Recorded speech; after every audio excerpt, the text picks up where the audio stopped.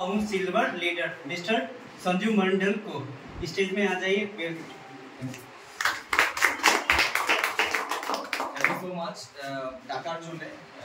আজ থেকে কিছু বছর আগে ইন্ডাস্ট্রিতে সুযোগ পাওয়া, অনেক নেগেটিভিটির উপর দিয়ে আসা।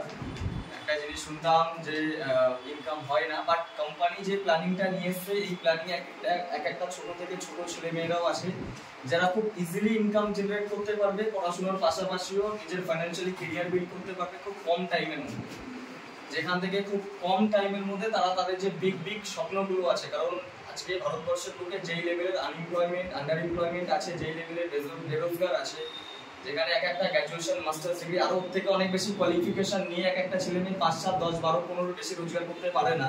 সেখানে যদি একটা ছেলে মেয়ে 1-1.5 বছর দিতে তার থেকে 2 গুণ 4 গুণ রোজগারের যে প্ল্যানিংটা এসছে, সত্যি আমাদের জন্য অনেক বেশি এক্সাইটমেন্ট প্ল্যান, যেটা আমাদের প্লাস লিডারদের প্লাস কোম্পানি সবাই এক্সাইটেড এই প্ল্যানটার জন্য। আর আমরা আগে গিয়ে আরো বেশি রেডি আছি ইন্ডাস্ট্রির সাথে আরো বেশি কানেক্টেড হয়ে ভালোভাবে কাজটা করা।